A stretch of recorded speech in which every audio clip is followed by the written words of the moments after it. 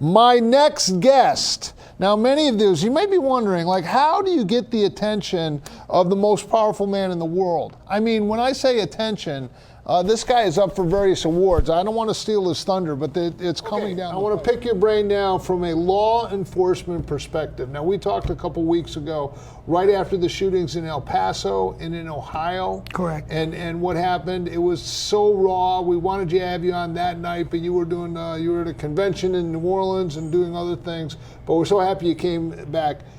What are we learning from a law enforcement perspective on what I guess you refer to as an active shooter situation? What was the theory before 10, 15 years ago? What is it now? And this is so poignant in this area because of what happened at Sandy Hook.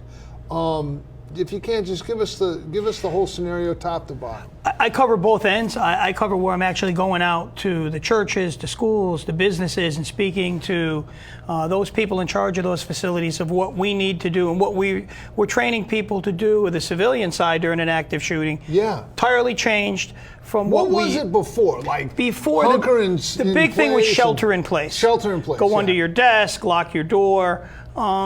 What we found is, in analyzing some of these shootings, is if we had an incident in this place here and I had everybody lock these doors and say, okay, we're going to be here. Once a gunman comes in, it's like shooting fish in a barrel. Yeah. So we've gotten away from that. The training in which I do, any first floor areas where people are, if you have to break the window, we were teaching people to pick a chair up, throw it right through the window, get two people on each side, start throwing people right out the window, first floor.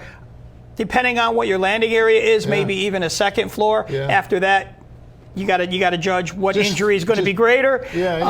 But the sheltering in place is no longer something that we're teaching unless you're on a 10-story building. You obviously don't have that opportunity, so you may have to do something else. Something else we're also teaching in our classes. Everybody does their classes a little bit differently. We also like to take an active aggressive approach. A lot of times it's one shooter. We have one door over there. If I instead of having everybody come over to this corner, if I take two guys and put them inside the door, these active shooters are coming through basically untrained. They're not dipping weapons. They're coming straight in. The gun is the first thing coming in the room. One guy on each side of the door is latching onto that gun, and then hopefully everybody else jumps on a shooter and we can end it right there. We're trying to give people the opportunity to survive by doing something. We know what happens if you stand there and do nothing. So on the civilian side, we're into a lot of that. We're into showing them what kind of doors they need to have, how they can upgrade facilities, camera systems, a lot of simple things that you can do that aren't a lot of money but might save somebody's life. I mean, it was so telling. It's just such a bitter memory. But when the Sandy Hook thing happened, as we mentioned, I was on the Board of Finance in Ridgefield, and we went to the Board of Ed, and we said, this thing that could never happen happened, and it didn't happen that far away. What are we doing? We worked with law enforcement, hardened some of the doors, made them bulletproof, had a buzz-in system where you have cameras and they have to show themselves before they get buzzed in. All of that. Now, one thing, and I'd be interested in your perspective on this, what about armed guards in these schools, veterans, that kind of thing? Is that a good thing? Is that a bad thing? What's your perspective? Personally, for me, if I had a child in school, I think it's an absolute thing, must have. Listen, our response, and we're pretty good here. My guys got rifles. We would respond immediately.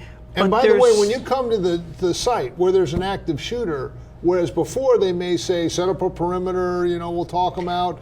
What is it now? Again, Columbine changed all that for SWAT. Really? Going all the way back to Colorado? Go back to Columbine. Okay. I spent 19 years on a SWAT team. Okay. Pre-Columbine, we had SWAT designations where we would show up. We wouldn't make an entry until the entire team was there in place.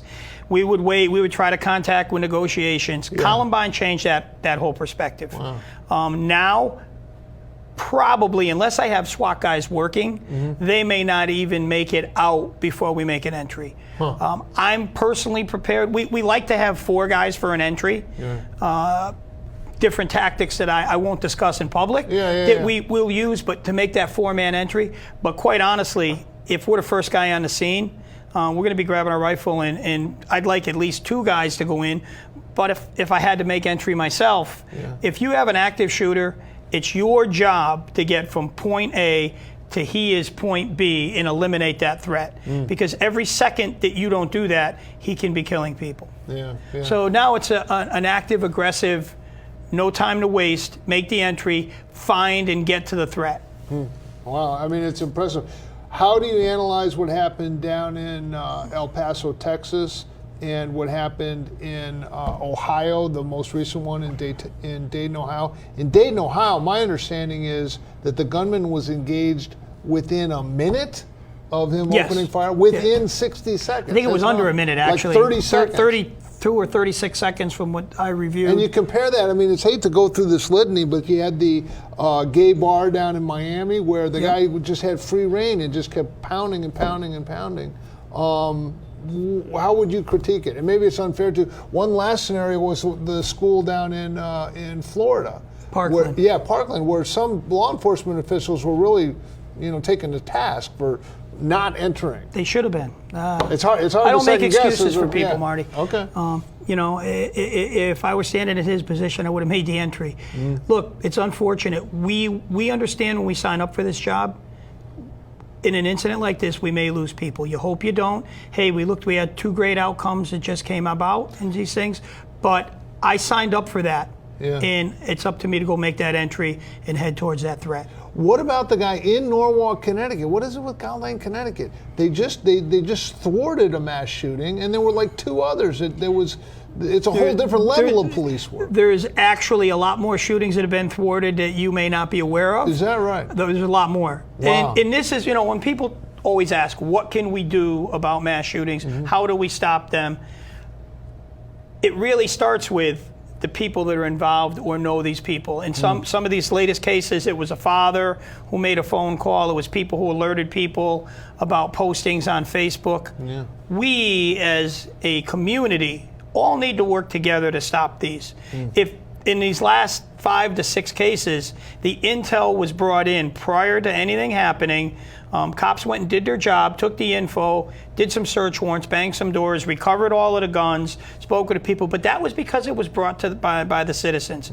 We can no longer be the guy who looks at the posting and says, it's not my problem, let somebody else deal with it. We as a community all have to be involved for our safety. Yeah, they had the one in San Bernardino. I think there were neighbors that saw that there was all these guns and bombs, but they didn't want to say anything because they didn't want to be, accused of being politically incorrect or something like that. That's half the problem right now. Yeah. God forbid you say something, either you're a racist or you're this or you're not tolerant about that. It's never about that. It's about trying to save people's lives. Yeah. If you see something, say something. That's just about as basic as it. And if it doesn't check out, if it's just some guy blowing off steam, no foul. Yeah. Listen, not every call I go on, someone gets arrested. Yeah. But it doesn't mean I didn't need to be there. Okay, so just last question. Second Amendment, gun rights, that's the big debate. We need more background checks.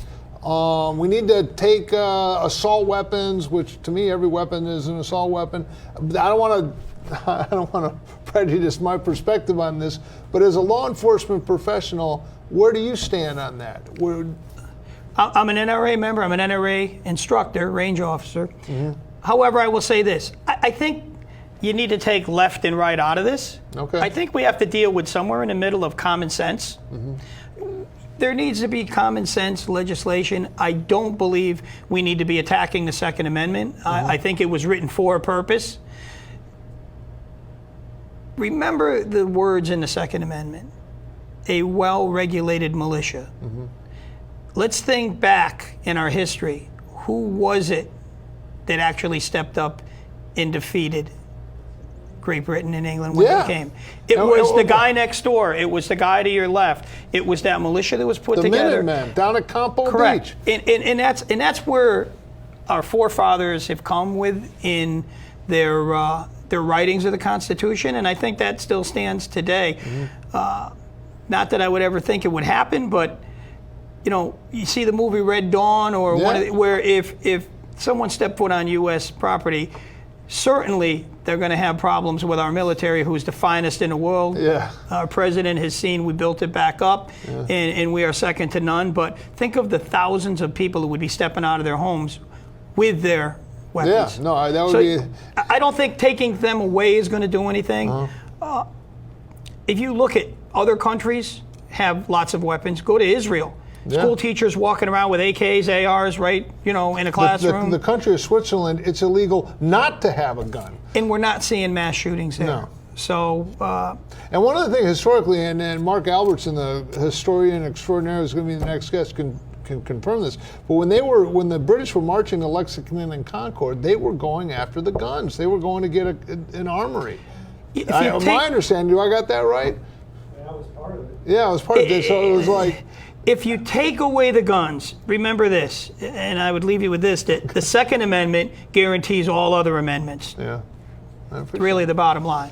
Thank you so much for coming in. We appreciate Marty, always all a you pleasure do. here. Seriously, hockey coach, sergeant in the Danbury Police Force, and then I just see on social media today you're down scuba diving. So there's one more announcement coming. I'm just waiting to have it in writing from Fox, but there'll be another edition coming. Yeah, up, I understand. You're getting you got a lot. As soon as that there was contract a lot of coverage supporting the national anthem. As soon as it's signed, Marty Heiser will be the first to have me back. Okay. Well, I appreciate that. Thank you so much. Really Marty, appreciate thank you. All right, and I'm looking forward to this hockey season. You have no idea.